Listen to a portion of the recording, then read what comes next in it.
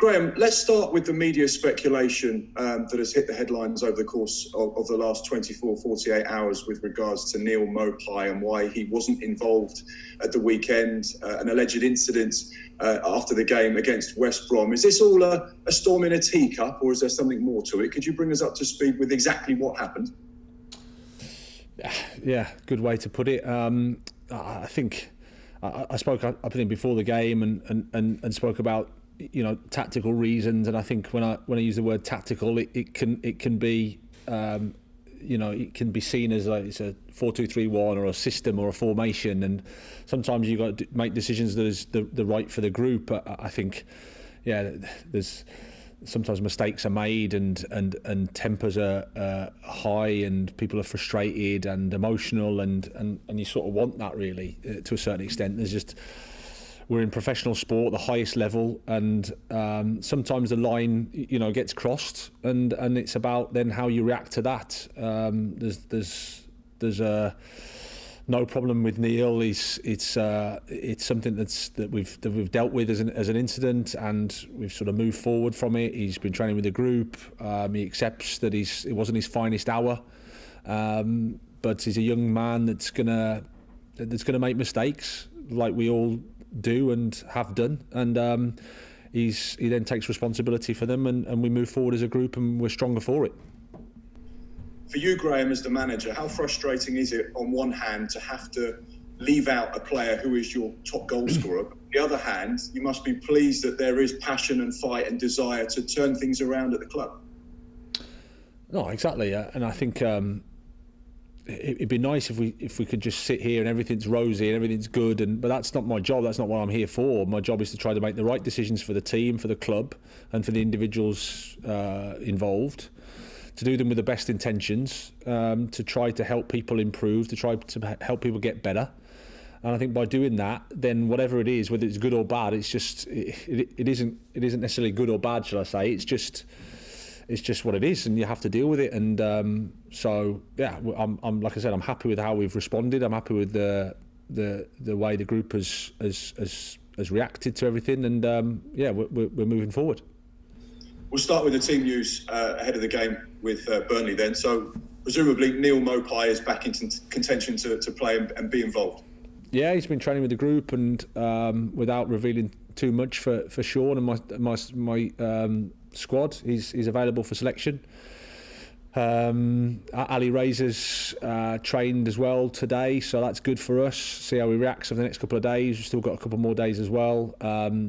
Solly March, we'll have to wait on a little bit more, I think, towards the closer to the game before we see how possible it is for him.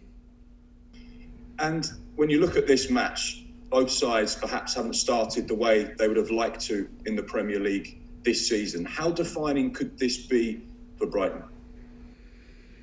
Well, yeah, I wouldn't like to use that word. I think both myself and Sean would say, yeah, it'd be great to win the game. That's normal because it's our next one, and where the league table is at the moment, of course. But at the same time, we're 7-8 games in, whatever it is at that point. So there's a long way to go.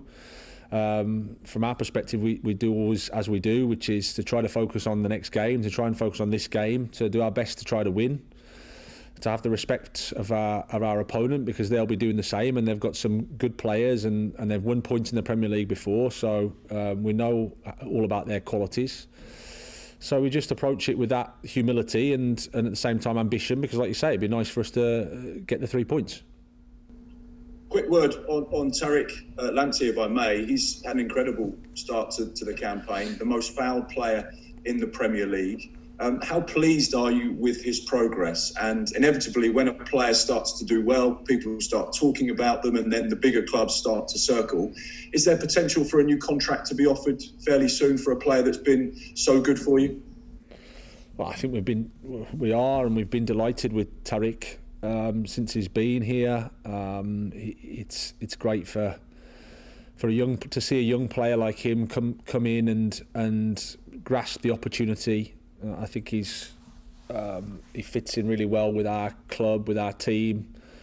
There's a lot of young players that are making their starts in Premier League football. So it's important to have role models like him to see that, okay, we can find an environment where he can enjoy his football, and that's ultimately the most important thing for Tariq. Everything else takes care of itself. The most important thing is we create an environment for him that he enjoys and he wants to be part of, and he enjoys his football, because then his quality will show through. And finally from me, we are about to head into another nationwide lockdown, but football will continue as normal. Have you had to speak to your players and just remind them of their responsibilities? Obviously their world carries on as normal, but off the pitch, they have to remember that they are professionals, they are icons, they are in the public eye, and they have responsibilities as well. Yeah, absolutely. And I think credit to the Premier League. I think they've done a good job in terms of creating the environment that we have here, and we need, we will continue with that. I think the things they've put in place, we've been working with over the last few months, if you like. So I don't think too much will change from our perspective, but absolutely we need to understand the situation we're in on the wider context, and I'm sure the players will do that. Thanks, Graham. Good luck for Saturday. Cheers, thank you. Just first of all, I spoke to you after the Spurs game, and I said it's a big game coming up. And I know you said it's still early on in the season, but do the respective positions in the table affect your approach to the game and how you think about tackling it?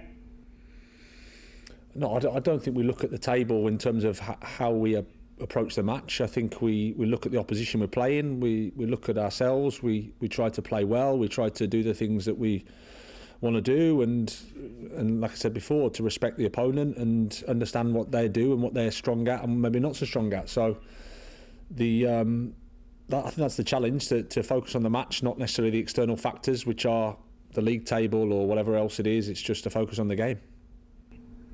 Looking at Burnley, do you think they're the same as you in a way, in the fact that performances have maybe merited better results than they've had so far? Yeah, I think when you watch them back, a lot of their games, you can see that, again, the fine margins that I speak about, they could have gone the other way and they'd be sitting with a completely different picture, if you like. So I think that's the nature of the Premier League. There's always teams that are on the wrong end of those margins. And Sean's experienced enough to know that, and he's experienced enough to work through that, and has the quality to do that. So I'm sure that's what they'll be doing, as that's what we're trying to do. And the more you work and the harder you work and the more you stick together, do the right things, the greater the chance, because it is the Premier League, as I keep saying, it's the greater the chances that things can turn into your favour. Do you think it's just a bit lazy, some people saying that Burnley have been figured out this season? Because I've seen that sort of stated in some media outlets. Yeah, I mean, it's not for me to comment on how people interpret situations. Everybody interprets them in a different way. Sometimes how they perceive it is not the reality. I think from our perspective, I see the quality that Burnley have. I see what they do well. I've got a huge respect for Sean, because the job that he's done there at that club is amazing. And I think you underestimate them and you write them off at your peril. That's certainly nothing that we'll be doing. We treat them with the utmost respect, and we'll try our best to win, of course. But we know that it's another Premier League opponent, and we'll have to fight and we'll have to play well, and we'll have to have the luck and the margins to go in our way. It's as simple as that. And just finally from me, what kind of reaction have you had from Matty and Neil in training? Because obviously, I guess they'll be raring to go after being left out on Sunday. Really positive, really good. As you can imagine, two experienced players, important players that want to play. So they want to get back on the training pitch and perform as best they can and show their qualities, which they've done. Hi, Graham. Hi. Hi, James. Graham, you spoke there about Matt Ryan missing out on the game on Sunday. How has he responded to that, and does he understand the reasons why he missed the game against Spurs? Like I said before, he's responded really well, and he's a professional. He wants to play. He's disappointed when he doesn't. I've got 26 or 27 or 28 of the players that have the same thoughts. I think on the one hand, it's of course we have to think about Matt, but it's also good for Rob. I think it's good for our academy. It's good for how we see the football club developing medium to long term. That it's another player that has made their Premier League debut from our academy, which is something to be proud of. So. Yeah, it's always the case. There's competition for places. There's decisions to be made. You try to make them with the best intentions, and then you're looking for everybody to react as positively as you can. I must say the group that we have here, the professionalism, the togetherness is really, really strong, and then everybody just gets on with it and tries to make my job difficult by playing really well. And for Neil, did he understand why he had to be left out of that game on Sunday? And do you think he'll come back from this a better character and he'll learn from the experience? Yeah, part of the process is, of course, explaining and educating and helping and supporting. It's not about whether he's a better character or not. It's just part of the process of being a human being. When I was younger, I did some things that I look back on now and maybe think with hindsight and with a bit of age and perspective, you do things differently. But that's part of life. I think that's part of growing up as a person. So there's no problem with that at all. We just have to help each other, support each other, and when we make mistakes, we have to deal with them and act responsibly and then move forward.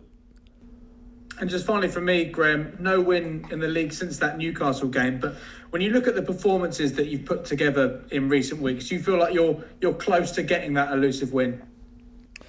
Well, we hope so, because we know that we're in this business to get results, and that's the most important thing. We've been in this position before. That's what the Premier League can do to you. You can go a long time between wins. And I think it's how you work then, how you react, how you stick together is so important.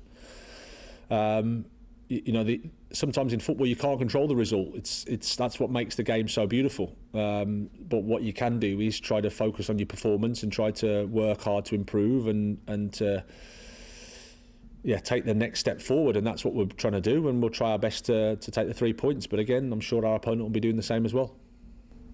Cheers, Graham. Thank you. Thank you.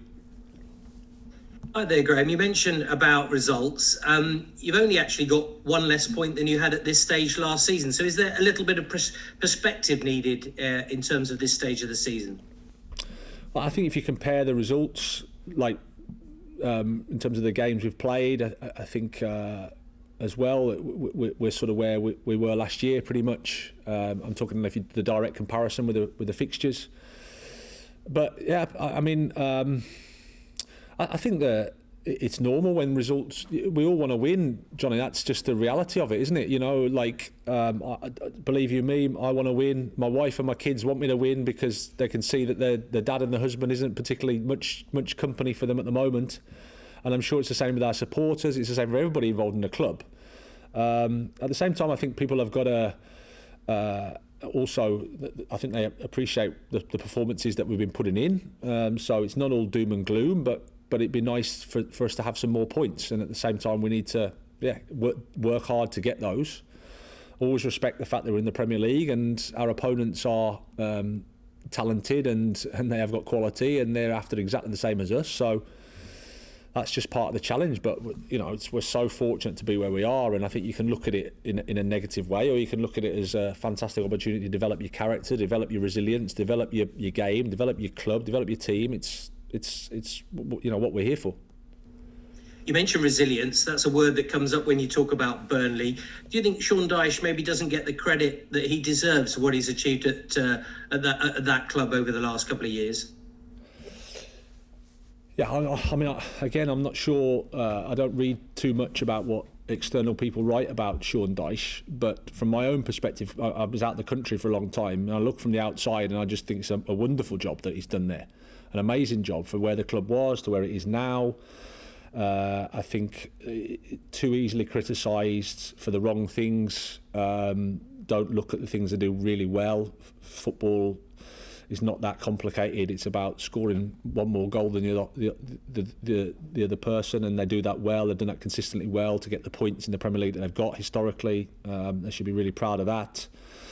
And I think when you watch them, how they play, they mix the game up well. They can do defending high, they can do defending deep, they can play maybe a bit more direct, but they've also got footballers that can pass the ball. So I just see a good team with a good manager, top manager, and like us all at some points going through a bit of pain at the moment. But they've got the quality, they've got the resilience, they've got the attributes to come through that, I'm pretty sure. And just finally, you mentioned a lot about Neil Maupay, but what about Aaron Connolly? I mean, he was omitted as well at the weekend. What's the situation with him? Well, I think he's a young player that's learning to be in the Premier League, that has some ups and downs, which you'd expect. He's a great kid. We like him a lot. We believe in him a lot. Sometimes it's right for others to take the spot instead of him. Sometimes he'll be involved, but there's no problems with Aaron. He's working hard. He wants to play for the team, wants to play for us, and he's doing his best to get in the team.